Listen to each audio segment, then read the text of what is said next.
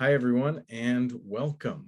My name is Evan Lawrence. I'm a licensed mental health counselor in the state of New York and the marketing manager for the New York Mental Health Counselors Association, AKA NYMHCA. So we wanted to do this event and make this recording so we can kind of update everyone as to what's going on. There's a lot going on in the counseling world, and that's why we are here today. I have with me three of our excellent board.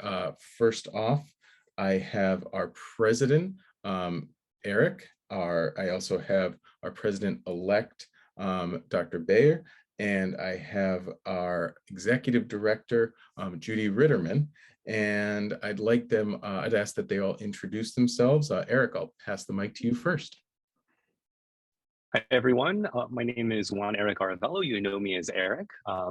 It's the struggle for anyone who's gone by middle name, gone by it my whole life. Anyway, so you know me as Eric, but I am the current president of the New York Mental Health Counselors Association. Awesome. Thanks for being here, Eric. I'll pass it on to Dr. Jackie Baer. Hi. So I'm Dr. Jacqueline Baer, and I'm the president-elect of NYMHCA. I also generally go by just Jackie. And now I'd like to introduce our executive director, Judith Ritterman. I'm Judy Ritterman, and I'm the hired hand. As the executive director, I do the work that the board requests of me. All right. Thank you, everyone, for being here and for being about to impart your knowledge on us. So I thought we would start off by doing kind of a quick overview of NYMHCA and NYMHCA's mission. And I'm going to ask Judy, would you mind kind of explaining that to us? The Reader's Digest version of our mission is, and for those of you who are young, you won't understand that. That NYMHCA, NYMHCA's primary role is to advocate for the profession of mental health counseling here in New York and to protect the rights of LMHCs to practice. That is essentially our goal and our mission. Awesome. And how have we been kind of accomplishing that goal over the years? Well, I became president of NYMHCA in 1992, and in 2002 we passed our licensure bill. The licensure bill changed dramatically our ability to practice and the open jobs that were open to us and opportunities that were open to us. That was even before managed care. And the profession really started to grow at that point. But it took a long time to get that bill passed. That's fantastic. Thank you. So bringing it a little bit more to our present time, Eric, you've been our president for the past couple years. What has been going on in the last year or two? I think so, Evan. So NYMHCA has started as a smaller organization all those years ago, as Judy was talking about, and really with the passage of our licensure bill that gave us the license in New York State to be able to be mental health counselors, we've since grown as a profession. So we're now about 10,000 strong of LMHCs across the state. We have over 70 programs in New York State that lead to licensure in mental health counseling. And as such, as an organization, we've also grown. So we've gone from kind of doing things out of a closet on a shoestring budget, and we've slowly been growing with the help of so many people who came before. So it's not just any one of us doing anything. Although I will say that, Judy has been here the longest. She has our institutional memory. We have her to thank for a lot of the efforts that happen, including some key moments that happened in lobbying and in back doors where she spoke up on behalf of not only our profession, but sometimes some other professions too, and got our bill passed for the Article 163 professions. So as such, as I became president, we immediately had to we were dealing with COVID in 2020. So some of the things that we did years prior, we had to change and adapt and be flexible and turn it into something else. So for instance, we were supposed to have a convention in person, and we ended up making that convention virtual. So the past 2 years, thanks to the work of Jackie here, Judy, and many others, we were able to have virtual conventions, not just every other year, but every year. So that's been something that's been really exciting for us to connect, for us to be able to adapt, to keep everybody safe at home, but also still connect, and to get continuing education credits along the way. So we're really proud of all of the work that all of our volunteers have done working on the virtual convention. As I said, nothing happens alone. It's with your membership and also with your support as volunteers that allows us to do these things. So we've had the virtual convention. We also have been partnering with some other organizations like the New York Association of Counselor Education and Supervision, so otherwise known as NYMHCA. We partnered with them for our counselor educator meeting that we also have every other year. And we've also had events with them, such as a town hall. And this is to discuss our partnership so that we can plan how to work on some of our advocacy efforts. And working in partnership with our all of our programs that lead to licensure in mental health counseling allows us to make sure that we're serving our members and the students who will be mental health counselors a lot better. So that being said, we have a legislative agenda we've been working on that Judy will talk about a little bit later in more detail, and Jackie will talk about a little later in more detail. And that being said, with we have a lobbyist, Heather Evans, who has been working for us for a decade or more now, I believe. And she does a lot of work behind the scenes that allows us to lay the groundwork for all of the future work that we do. So some of this happens where you can see it. Some of it is we ask you directly to contribute to actions. And then a lot of it happens behind the scenes that you may not see. A lot of it is a part of the delicate political process that happens. And so for that, as a part of that, something we've been invited to do, thanks to the work of Heather and a lot of the relationships she's built amongst a coalition of organizations, is that we have been asked to testify before the New York State Assembly the last 2 years. So on behalf of improving access to mental health. And as a part of this, our solution is our diagnosis bill, which we'll talk about a little more too. So for the last 2 years, we were asked to give testimony. So the first year we did it virtually. So I gave the testimony and over Zoom, just like this, with this background here that you see. And then the second year, I actually made a trip to Albany to testify in person.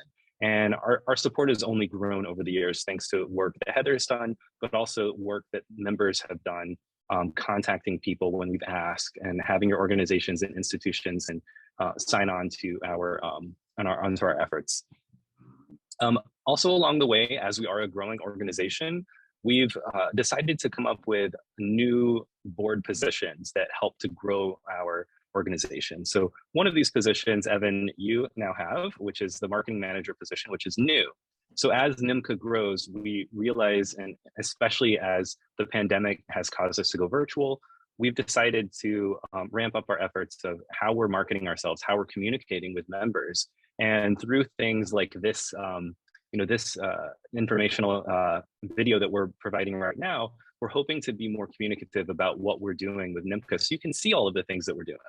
And this was something that I had hoped for and talked about during the 2 years of my presidency. I wanted to do a Facebook Live, but I lacked the technical skills of implementing that in a way that worked. So every time I tried to start it, I'm like, it's not working. I'm so sorry. So thanks to having Evan and his team and the marketing the marketing committee, we're able to do this. So again, it's all of our volunteers coming together, working together, that really make the organization work. So we're really excited about the new position, the new committee, energy that we have going in that. And then as such, we also instituted we've revamped the strategic planning committee, which Jackie is heading.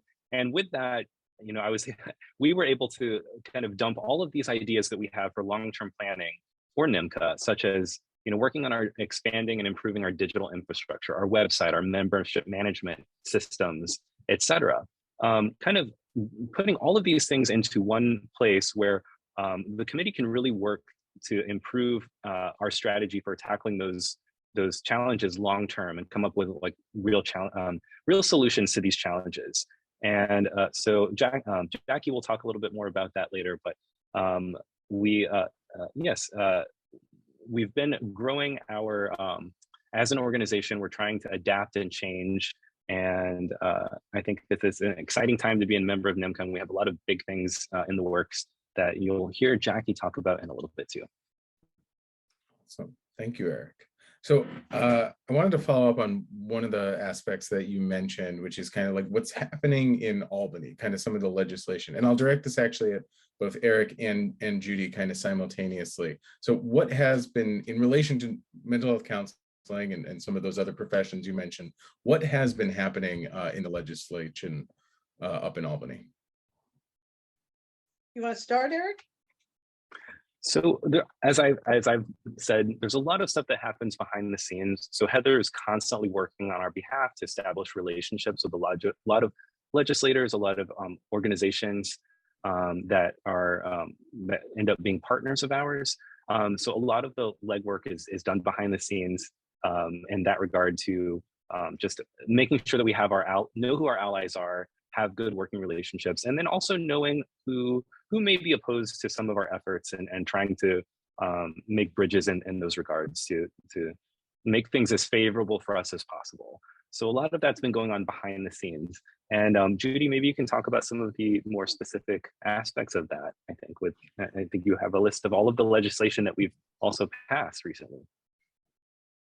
Well, not recently, over the past 20 years. The licensure bill in 2002, that was followed by a bill to extend limited permits from 2 to 3 years, and then an extra year on top of that. That was necessary during the recession that we had some years ago.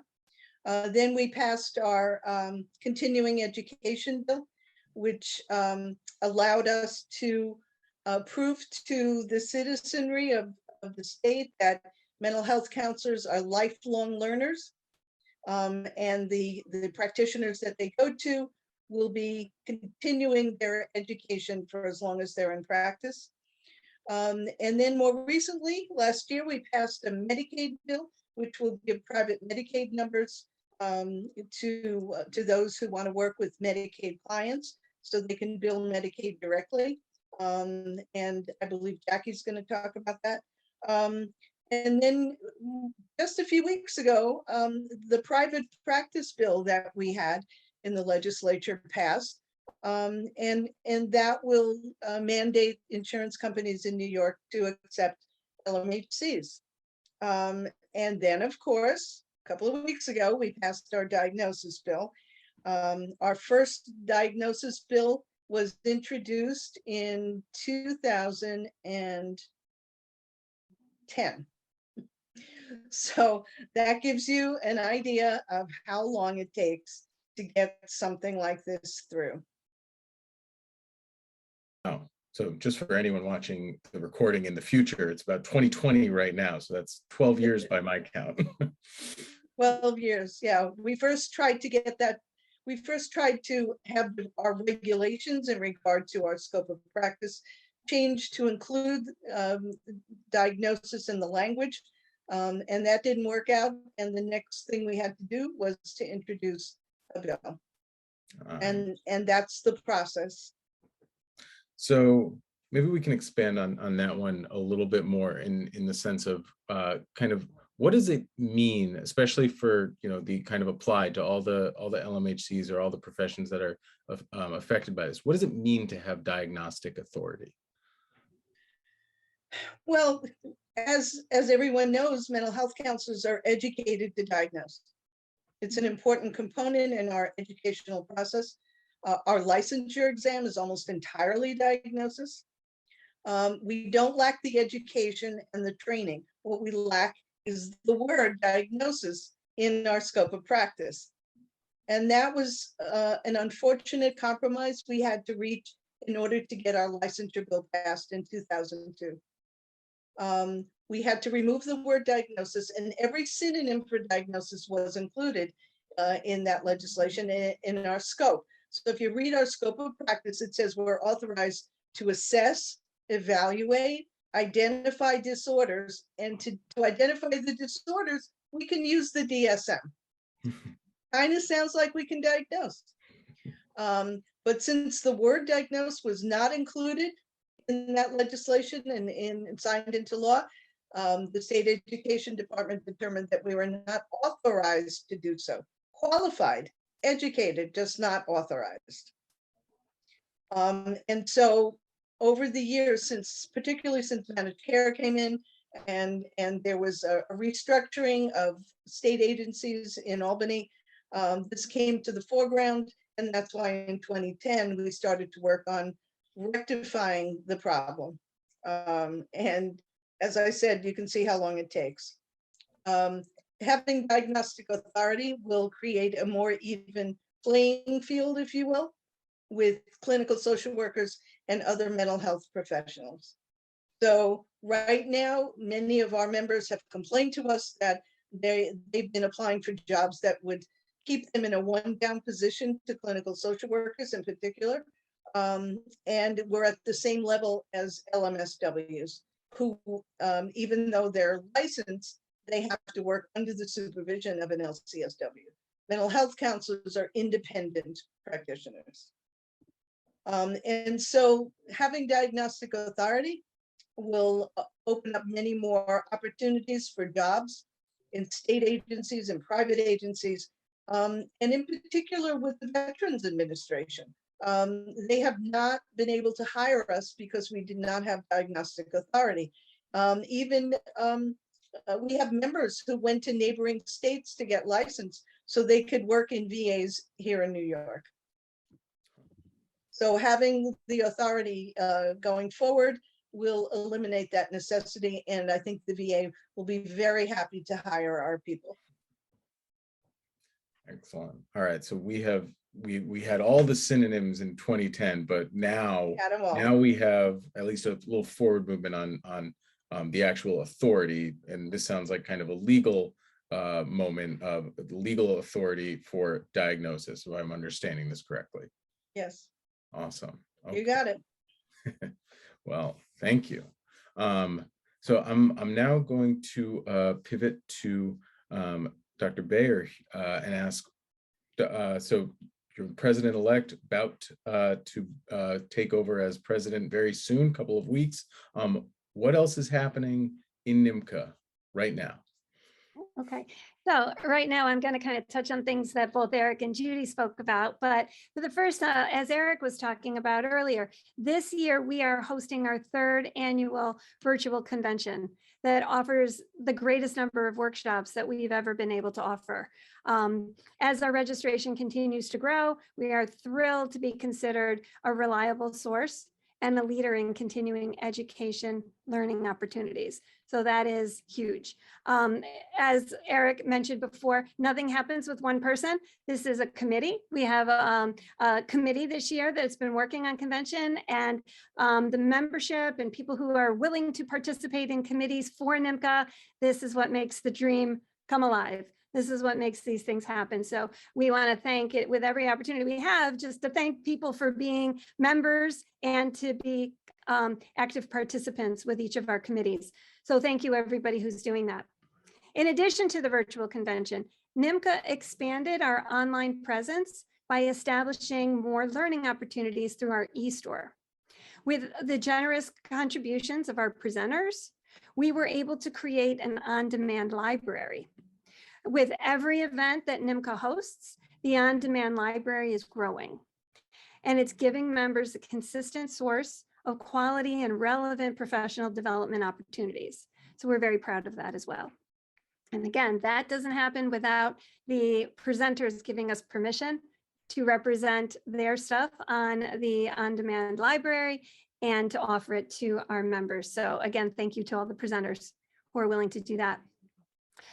Now, again, as Judy mentioned, the Medicaid bill did pass, but although we haven't seen any real movement in the past, in the most recent past, since it's been signed, we are looking out for the creation of the regulations and the procedures for LMHCs to register for a Medicaid number. So if you're looking to work with Medicaid, we are also keeping our eyes open for that, and we will alert you when that happens. Now, with regards to the private practice bill that Judy also spoke about, as she said, LMHCs will now be allowed to be paneled with every insurance company in the state of New York. So this is expected to be very beneficial to those in Western New York. Most people in the other parts of the states may already have that privilege, but now it will cover those who haven't yet gotten that privilege. That is a lot, which is fantastic. So that's kind of happening as we speak right now in the upcoming. What about like a little bit further out in the future? What's happening then? Okay, lots to say about that as well. All right, and new technology is front and center. As Eric alluded to, that our digital footprint was something that he's been working on and we've been working on to try to update. And we've done that. We are right now, as we speak, implementing a new membership management platform. It's a database, but yet so much more.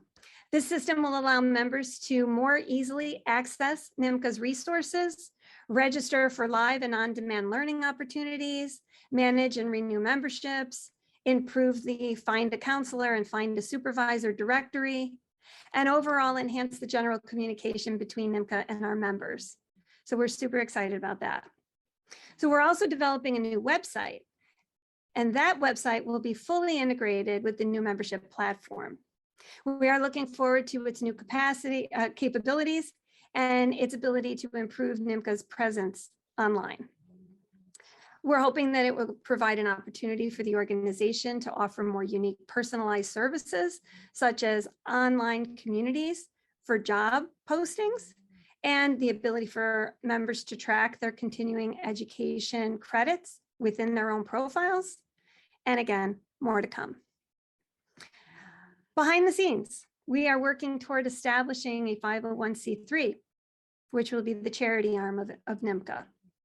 This organization will allow us to create professional development and educational opportunities, as well as opening up the possibility for us to possibly get public grants and support for our professional development and awareness. Very exciting, brand new stuff. We're working on that as we speak.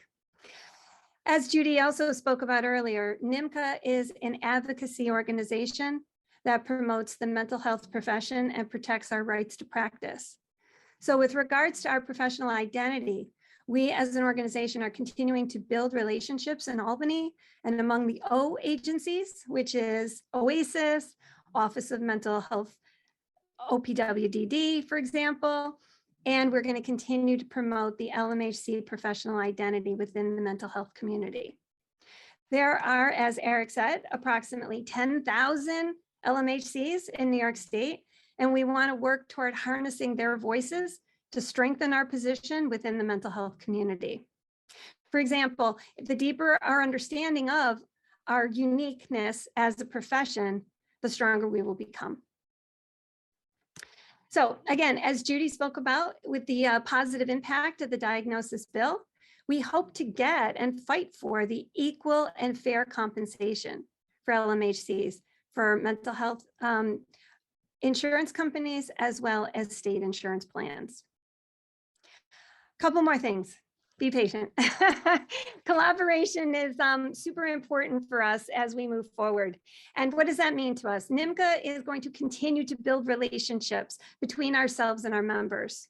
We want to build larger committees. We need to have our membership enhanced so that we can do more things. The more people involved, the more we can do. For example, we're going to thrive with greater involvement from our members in the form of committee members, leadership positions, editorial reviewers, newsletter contributors, advocates, and other general involvement. We see an opportunity to spotlight members and their experiences and their insights to not only further promote the field, but also to support our newest members. We want to work together as we've been already, but we want to enhance the work that we do with graduate programs, being more present, building relationships with state agencies and other community organizations to create opportunities for our profession. And then also, you know, as we spoke about collaborations with other organizations, even our National AMCA, and ACA. So finally, the last thing that I'd like to bring about is just the continuing of enhancement of our relationships with our local chapters.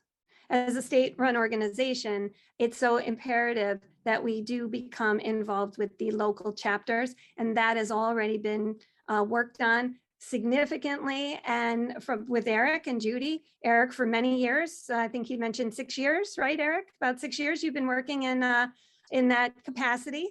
And of Was course, the regional yeah, chapter coordinator for 4 years, right before becoming president. And, yeah. there you go.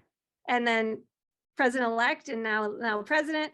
So that is those are seeds that are already planted. And Judy, of course, has been working alongside these efforts and directing these efforts as well. And we just want to enhance that. We want to offer an open dialogue with these chapters, lend support, lend encouragement, and invite feedback. So we see this as a back and forth open dialogue so that we can celebrate their successes, answer and address the needs of the chapter, and offer the state level resources and services to help strengthen their future efforts. Well, that is, I might have to rewatch some of these again to make sure that I'm getting it all. Awesome. Well, this has been very informative. We have now some questions from our members. And so I'll direct the first one, Judy, to you. We had a question, and we touched on this a couple times. I think it was mentioned, the private practice bill. But I was wondering if you could kind of touch on that a little bit more, as our member had a question about what exactly is going on with that. Oh, and I think we might have to just unmute.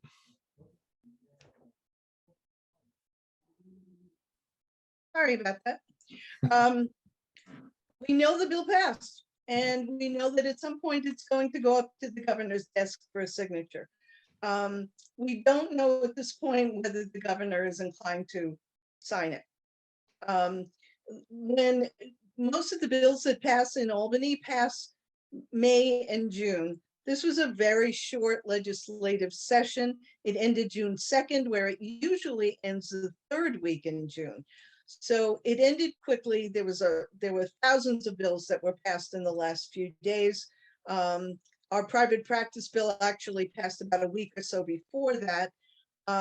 But the unfortunate reality is that the governor has until the last day of this year to sign this bill, or any bill. And so what you do is you have to wait for the bill to be called up by the governor's office. And they're called up in stacks of bills, usually related to each other in some way. And then once the bill is quote unquote on the governor's desk, she then has 10 days to sign it, veto it, or do nothing. Doing nothing means the bill automatically becomes law after 30 days, or I think. If she vetoes it, there's usually a message as to why the bill was being vetoed. And obviously, if she signs it, it's good news. So we really don't know the status of that bill right now. And one of the reasons it's important is because the insurance companies in New York are independent of each other. And so if you are a member here of Empire Blue Cross Blue Shield, which is on the East Coast, if you will, of New York State, you might be rejected in applying to the Blue Cross Blue Shield company that does business in Buffalo. Because the four I can't even say it, Blue Cross Blue Shield companies are all independent of each other. And so our colleagues in Western New York have had a more difficult time over the years in getting onto insurance panels. We're not even sure what the reasons were, but they were rejected. The insurance companies there for a very long time felt that mental health counselors should not be impaneled. And so as Jackie mentioned, for the rest of the state, most people are having no trouble being accepted, assuming the panels are open. sometimes people will contact us and say, this insurance company won't accept me. But it's not because they wouldn't accept the credential, it's that the panel was closed and there was no room for another provider. Okay.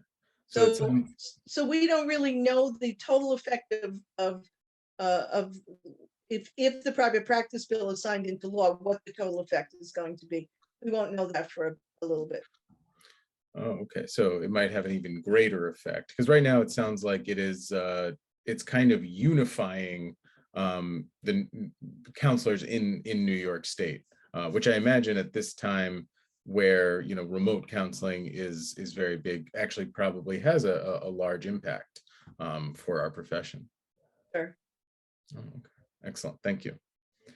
Okay, our second question was regarding the Counseling Compact, that initiative that's going on nationally. One of our members wanted to know about kind of New York's role in the Counseling Compact. So I'm going to direct that to Jackie.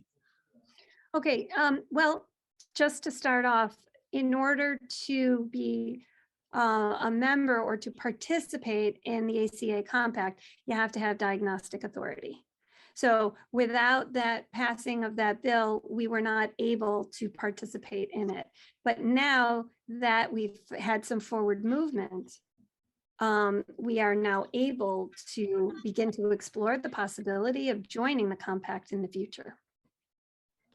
Okay, excellent. So possibly in the future, and now we're actually like a step closer if that were to occur. Exactly. Awesome. Thank you. Okay, so last question from our member. I'm going to direct this one to Eric. Eric, one of our members wanted to know regarding the Diagnostic Authority bill, is there anything that they can do at this time to kind of help, you know, move it along? And I would also kind of add as a tail, is there anything that we can do just in general to help, or that people out there can do to kind of help our profession independently? Yes, so I would say watch for all of our mailings from NYMHCA anytime there's an action or advocacy alert that goes out across our social media or email, and to stay on top of those and act as we, you know, as we put out the call for action. So if you're not a member of NYMHCA, I would encourage you to join NYMHCA, join our social media accounts on Facebook, on Instagram. What are the other ones we have? Twitter. Join those. And as Judy said earlier, you know, we're waiting for the bill to be called to the governor's desk. And so right now there's not an action to take, but once it's called, we'll likely be asked by our lobbyist, or it'll be advised to put out a call to our members to call the governor's office to ask her to sign the bill into law. Excellent. Yeah, and Eric gave me kind of a nice segue into as the marketing manager, kind of plugging our different ways. But honestly, also this is a way, you know, if there's ever questions that people have, whether it's about membership, whether it's about you know, staying updated, just what's going on in the counseling world, there's a lot of ways to get in touch with us. We have, as Eric was saying, we're on Twitter, LinkedIn, Instagram. We have 2 Facebook groups, one for members only, but then one that anyone can join, that are both available on Facebook, that we are very active across all of these platforms. You can go to our website, you can email us, a lot of ways to get in touch and a lot of ways to stay updated. We would definitely encourage everyone to do so. So with that being said, I want to thank everyone for taking the time out of their day, or at this point their evening, to come and share and impart this knowledge to us.